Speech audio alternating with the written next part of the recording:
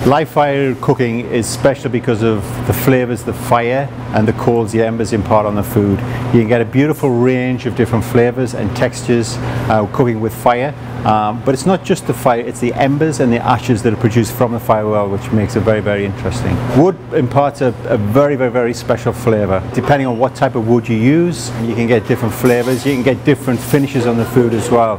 For example, if you were to use a wood like alder, which is usually quite dry, can combust very quickly, it puts a nice crispy crust on the outside of the fish because it's very, very high heat. As opposed to, say, apple wood, which has got a much harder, lower burn, you can cook slower and you still get a nice crust, but you get a nice flavor penetrating right at the center of the food. You can use the residual heat of the fire to cook vegetables. For example, here at CinCin we like to throw in onions into the embers of the fire, the ashes of the fire, but not just onions, also lemons, oranges, which make wonderful juices for vinaigrettes and alcoholic drinks, squash, beets. The list is pretty much endless where you can put in the ashes of the fire.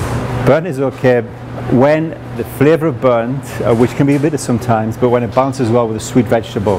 A classic example is beetroot, or beets we might call it, but if you put a beet on the grill and it gets black on the outside, by the time it's cooked through to the center, it becomes very, very soft and very sweet, so you get that beautiful balance between bitter and sweet, which makes it really, really quite enjoyable.